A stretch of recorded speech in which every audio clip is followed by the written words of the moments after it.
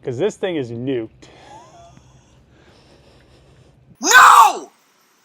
No! Welcome back to the channel. Today I'm finally going to be installing the carbon fiber bucket seats into the Hellcat Magnum. And this was supposed to be a simple task that kind of snowballed into me having to design custom brackets to fit the Hellcat rails to fit the carbon fiber bucket seats that actually came out of a Stellantis car. So I thought it would have been a little bit easier, but it kind of snowballed. So I'm working with Hellcat Send. You guys have seen them on my channel, and pretty much all or most of the suspension components that I designed, I had everything made by Hellcat Send. It's really nice because they'll laser cut, they'll bend it. They have a bunch of different materials. I'll put a link in the description. It's a very handy service to use. Also, there's a discount code in the description. So if you want to try them out, I think it's 15% off, which is great. But I want to get these seats into the Hellcat Magnum, and it's just, these are the last pieces that I need to get this seat to finally fit.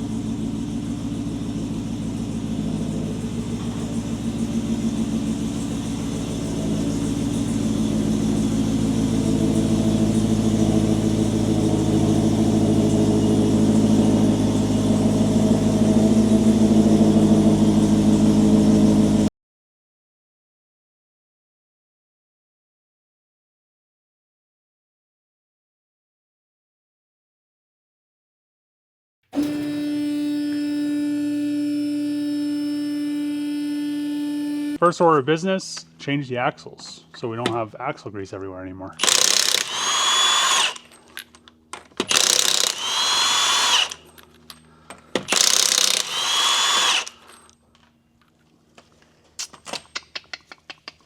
My stud came out.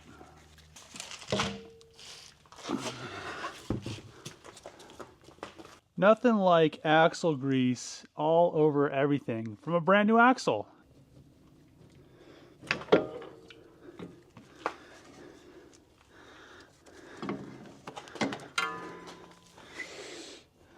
The duct tape didn't. it did pretty decent, let's say that.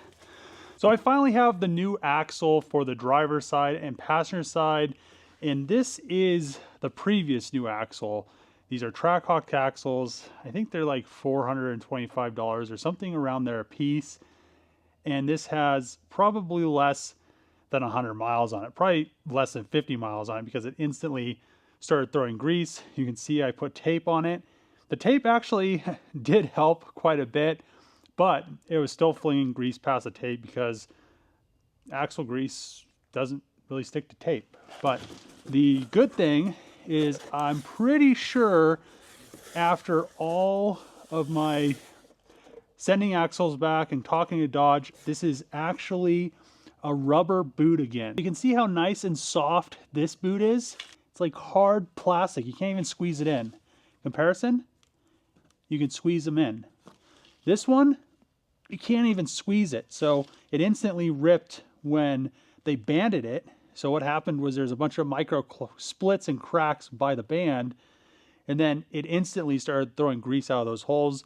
And it's probably way worse under this tape. I pulled the tape back and you can see there's one crack right there. I was actually surprised at how good that tape held because it peeled the paint off the front of the axle. But back here, right here, this is split on the band. You can see there's more grease coming out, but grease was coming out of these, and centrifugal force, the grease, while that axle is spinning, is held against the plastic. And it's kind of moving around as the axle is rotating, and it probably almost self-balances because of the grease. New axles in and everything is torqued and ready to go, so there shouldn't be, hopefully, fingers crossed, any more issues. And this actually went together really easy, so I didn't have to really worry about pulling this clevis off to get the axle out because I made it so much larger. Like on the Trackhawks, Durango Hellcats, the axle won't come out because the clevis is too thin because the boot hits it. So, and then putting it in, you don't want to ruin the boot either. I know people just stuff them in there, but makes it a ton easier doing it this way and how I designed it. But now it's time to come up here and put a drive shaft in. Finally, I cannot wait to finally have this drive shaft in.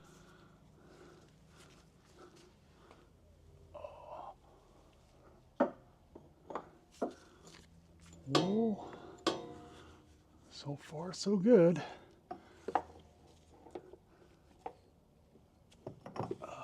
Okay.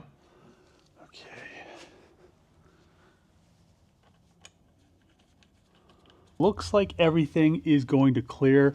Looks like I have plenty of room around the lines, as well as back here around the transmission crossmember. Eventually, what I'm probably going to end up doing with this transmission crossmember, it works perfectly fine, but I think I want to make a billet one eventually and then get rid of this mount right here and just have it so there's a poly bushing inside the billet aluminum mount. So then it's all nice and tucked up a little bit better. And I think then I could maybe put a safety hoop around it and design that in as well. I'll probably end up 3D scanning the bottom of this. But now that this is in, I need to put that driver's side wheel on.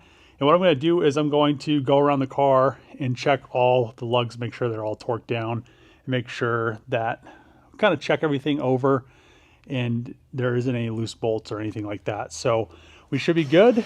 But now she is finally set up with the all-wheel drive system. So I just need to delete so what I need to do to get this to work properly is I need to delete the ELSD control because it will throw code and this transfer case won't work all the time. And also I need to program the new ABS pump module. And once those two things are done, we'll have all-wheel drive, but I need to set up an appointment with the dealership so we can get that done. While the car was on the lift, I finally put the rear fender liners in. So the reason why it took so long to get these, it took me about 35 or 36 sets of fender liners to get wide body ones. The part numbers I ordered were correct, but all of the ones they sent me were wrong. They kept sending me, I mean, they had to have had $10,000 in shipping racked up in just the wrong fender liners. So we have the correct wide body rear fender liners. If you get them, they'll most likely be wrong. Hopefully I put a bunch of tickets in to try to get this resolved, but even after I ordered some other ones, they also came wrong. So yeah, we'll be good. Now she has the rear fender liners. I, was kind of cautious driving down dirt roads. I didn't want a bunch of stuff flinging into the door right here and just getting behind a bunch of stuff. So I most likely am not going to drive this down a dirt road a lot, but my new shop is on a dirt road for probably 1/8 of a mile, which isn't too long, but I just want to have, I wanted all this buttoned up. Eventually, I need to do something about these BC Racing coilovers. They're not the best, but they do work. So hopefully I'll eventually get some Öhlins made for this car. I really like Öhlins coilovers, but they are very pricey. They're about $3,000 more for a set than you would pay for a set of BCs. Actually, BC's like $1,800 now for these digressive shocks. So, they're not that much more expensive, and it kind of binds. So I need to put her back on the lift, but I'm going to have to pretty much, I should be able to get it out really quick and then drive home, but yeah, it's kind of a pain. The Charger is now back on the lift, and unfortunately, I'm not exactly sure what is going on or if the drive shaft that I got is actually working correctly. So I went to drive the car home. I thought everything was going to go smoothly. I went over a bump right before I get on the highway. Luckily enough, I did that, and it felt like the drive shaft was out of balance or something weird happened. So I turned back around. It didn't do it. So then I turned back around and hit the same exact bump. It felt like the drive shaft was out of balance. It felt like when the axle came out and it was just kind of flopping around. Initially, that's what I thought happened. Was I thought the drive shaft fell out of the car, and I was just like, oh no, not again. But for some reason, it just did this weird thing. So I need a camera that I can put under the car so I can see what is happening when it's doing it, because it feels like it's binding. It felt like it was driving great though. So I don't know if when the axle popped out of the differential, if that could be an issue, if the drive shaft's an issue. Some people have said that if you drive the all-wheel drive transfer cases without a front drive shaft, that it might burn up the transfer case. So I don't know if that clunking or the out of balance feel is the transfer case, something inside of it, but I feel like I would feel that when I'm driving it normally, because all that stuff is connected. So because there's a huge chain inside the transfer case. So the tranny fluid looks good. It shifts fine. It works perfectly fine without the, well, I mean, it was working perfectly fine with the drive shaft in until I hit that bump. It was weird, and I just don't understand what the correlation between it hitting the bump has to do with the popping. Maybe it has something to do with how the transfer case reacts because of wheel speed, and then it starts to lock up. And I've been driving it. I started reading that you're not supposed to drive them with the taser, so it's rear wheel drive only, because it has negative effects on the transfer case and it actually makes them go bad.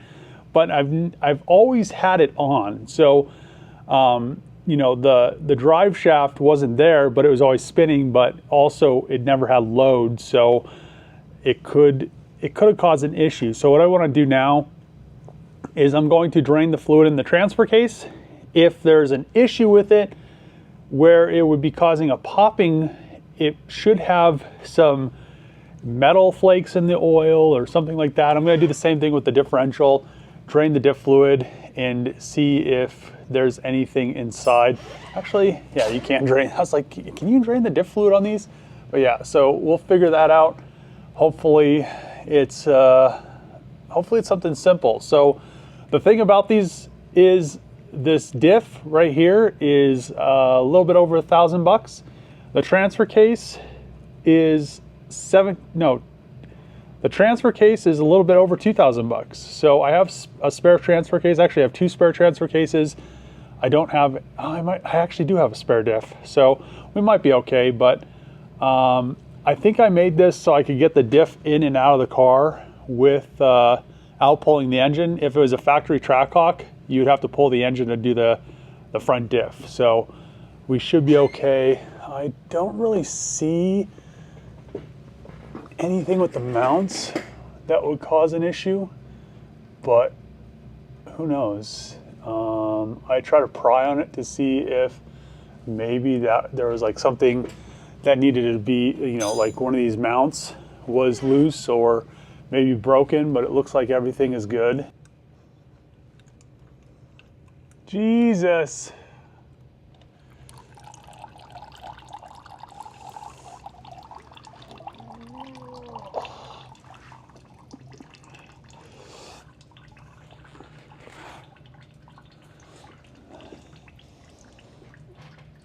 So I guess the moral of the story is don't drive your Trackhawk or Durango Hellcat in two-wheel drive, because this thing is nuked. That is, it smells like burnt tranny fluid. So all the clutches in this thing are smoked for sure. That is very disappointing, because now I'm gonna have to swap transfer cases. I should have one, but yeah, it's a $2,000 mistake, a little bit over $2,000. If you don't have a core, it's another $1,500 for the core. So yeah, we'll get this all handled, but that fluid, I'm pretty sure in 3,000 miles, it's not supposed to look that nasty. Unfortunately, the fluid that came out of the transfer case looked completely awful and it smelled like a burnt clutch. So my guess is the transfer case is completely toast. So if you're planning on running your Trackhawk or Durango Hellcat in two-wheel drive, I would recommend not doing it. So what I'm gonna try tomorrow is I'm going to throw new fluid in the transfer case, go take it for a test drive, and hopefully it resolves the issue. I'm 100% sure it's not gonna fix it, but it's the easiest thing I could try before I pull the transfer case and replace it. I have a few spares, so that's not a big deal. Also, I want to see what is controlling the clutch pack, because most of the time you can take, on the GTRs, you can make them two-wheel drive and it doesn't hurt the clutch pack. I'm not exactly sure why the clutches did what they did. It just makes no sense to me. But now, from now on, I know if I'm going to have a stock transfer case in the car that I don't want to do that or it's going to burn it out. So anybody, you know, this is good kind of informative info, because a lot of people weren't sure running these in two-wheel drive if it would ruin the transfer case. A lot of people with T-Rexes, the transfer case in a T-Rex is completely different than the one in a Trackhawk or a Durango Hellcat. So I'm guessing they redesigned it so it releases the clutch pack all the way, and then there's no issue with it being able to burn it up. So I'm gonna end the video here. Hopefully in the next video, we can actually do some full pulls in it.